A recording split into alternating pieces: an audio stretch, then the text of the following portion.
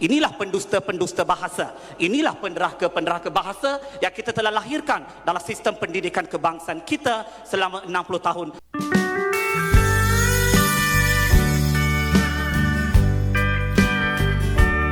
Assalamualaikum warahmatullahi wabarakatuh. Halo teman-teman, jumpa lagi di channel ini. Dan gimana nih kabarnya? Oke, buat teman-teman yang nonton video ini, mudah-mudahan kabarnya selalu sehat. Amin ya robbal alamin. Oke, di kesempatan kali ini saya mau reaksi sebuah video di mana ada pendapat seorang profesor Malaysia. Beliau mengatakan kalau di Malaysia banyak melahirkan pendusta-pendusta bahasa Melayu. Oke, seperti apa videonya? Sebelum kita berkomentar, kita akan lihat dulu. Pertama yang perlu kita pegang, kedudukan bahasa Melayu diperkukuh dengan kewujudan Akta Bahasa Kebangsaan, Akta tahun 1963 garis palang 67. Dalam akta ini, kedudukan bahasa Melayu diangkat martabat dan darjatnya untuk menjadikan bahasa Melayu ini bahasa kebangsaan dan juga digunakan dalam semua urusan rasmi. Section 2 jelas menunjukkan bahawa bahasa Melayu perlu digunakan dalam semua urusan rasmi. Dan kita sedar di Malaysia pada hari ini bahasa Melayu masih lagi tidak digunakan dalam segala urusan rasmi. Kita bangga apabila mesyuarat dikendalikan dalam bahasa Inggeris. Ya, kita bangga apabila kita berbicara kita menggunakan bahasa Inggeris. Dan paling teruk masyarakat Malaysia, ya, minta maaf ya, saya tak nak berlapik, saya tak nak berkias. Biar kita berpijak di bumi yang nyata. Di mana bumi dipijak, di situlah langit dijunjung. Tak payah berkias, tak payah berlapik. Sebab kita bercakap secara telus dan terbuka. Biar semua orang tahu apa masalah utama kita. Kita yang paling teruk, kita bercakap, kita merancukan bahasa. Berlaku kerancuan bahasa yang ketara. Maksud rancu ialah campur aduk bahasa yang tidak seharusnya berlaku. Yang paling teruk, perkataan bahasa Inggeris, ya menerima imbuhan bahasa Melayu. Ya, kita cuba linkkan, kita cuba konekkan dari mana datangnya ilmu bahasa ini. Inilah pendusta-pendusta bahasa. Inilah penderhaka-penderhaka bahasa yang kita telah lahirkan dalam sistem pendidikan kebangsaan kita selama 60 tahun kemerdekaan. Mana erti kemerdekaan? Ini satu bentuk penjajahan dalam bentuk pemikiran yang akan merosakkan anak bangsa dan warisan negara. Sebab kita telah melalui satu proses yang cukup baik, proses yang mendidik kita supaya memartabatkan dan mendaulatkan bahasa Melayu. Namun kita bayangkan anak-anak bangsa yang lahir pada masa ini, mereka tidak langsung boleh berbahasa Melayu dengan baik. Kita yang rasa mereka ini baik sebenarnya. Saya merupakan pemeriksa ujian bertulis bahasa Melayu bagi Fakulti Undang-Undang setiap tahun.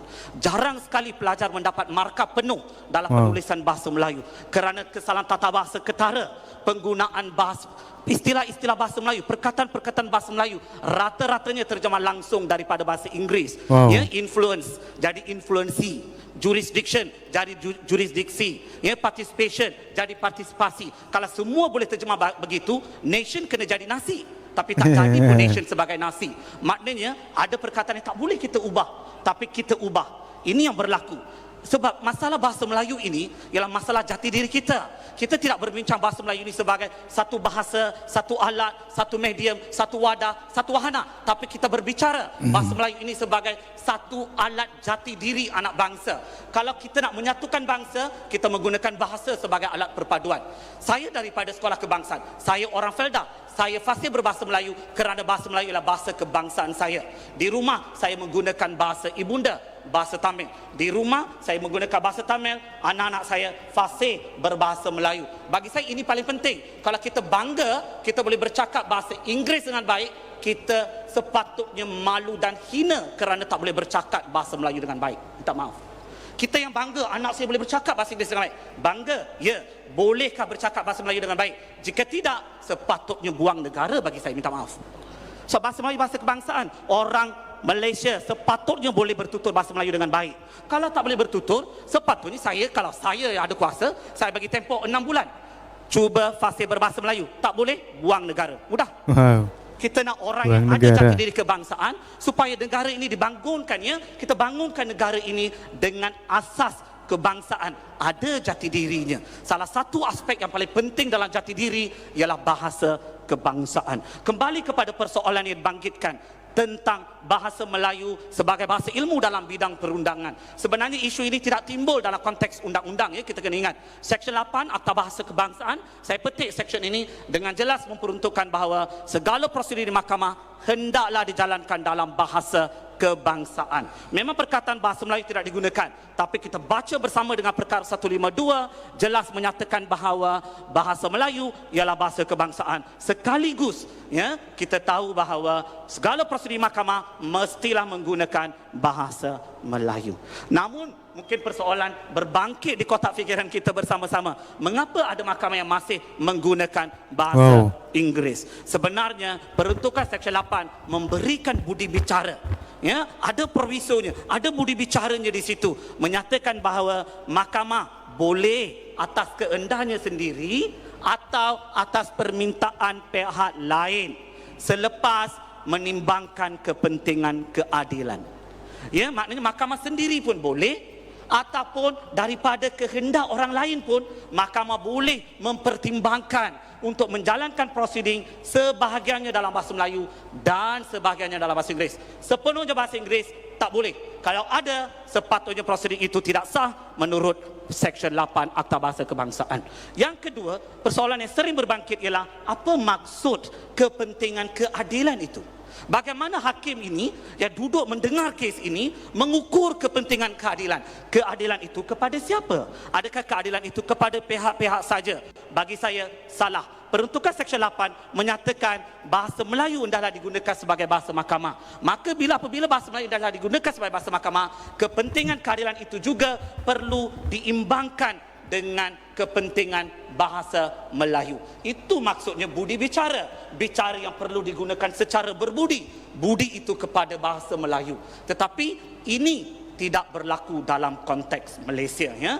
Kita kena ingat. Jadi graduan kita yang keluar menggunakan bahasa Melayu, kita menggunakan dua bahasa, tapi 70%, ya, kita memang menggunakan bahasa Melayu. Apa masalah yang kita lihat? Ya, kita selalu, ya, dituding jari menyatakan graduan UKM bagus bahasa Melayu, tetapi kemampuan bahasa Inggeris mereka agak kurang. Ya, bagi saya mudah saja, ya. Kalau masalahnya bahasa Inggeris, pergilah mantapkan bahasa Inggeris.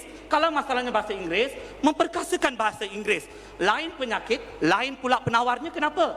Kalau masalah bahasa Inggeris, kenapa nak salahkan bahasa Melayu? Adakah sebab bahasa Melayu kita tak pandai bahasa Inggeris? Kalau dari malaikat dari langit turun mengajar pun, kalau kita tak nak belajar, sampai bila pun kita takkan belajar?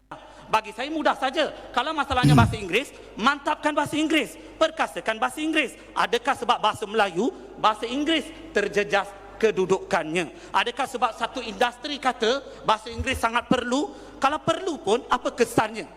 Ya, pada akhir kerjaya mereka, apa kesannya? Oh, melahirkan graduan yang mampu berbahasa Inggeris, yang berdaya saing, ya, dalam pasaran global. Akhirnya jati diri tak ada. Kita yang bangga sebut pemuda harapan bangsa, pemudi tiang negara. Apakah tujuannya pemuda dan pemudi ini kalau tak ada jati diri bangsa? Kalau Oke teman-teman, ya demikian satu penjelasan dari seorang profesor Malaysia, satu penjelasan yang menggambarkan bagaimana kondisi bahasa Melayu yang ada di Malaysia yang sebenarnya. Bahasa Melayu sebagai bahasa negara ternyata kondisinya memang benar-benar sangat teruk ataupun rusak kalau di bahasa Indonesianya. Dan satu pernyataan yang menarik di mana profesor ini mengatakan bahwasanya Malaysia justru malah melahirkan pendusta bahasa Melayu. Hal ini tentunya tidak lepas dari permasalahan bahasa Melayu di Malaysia yang ditetapkan sebagai bahasa nasional. Seperti kita tahu bagaimana penggunaan bahasa Melayu oleh warga masyarakat Malaysia, baik itu Melayu, lebih-lebih Cina ataupun India ini, ya, yang terkadang tidak bisa bahasa Melayu dan tidak boleh berbahasa Melayu.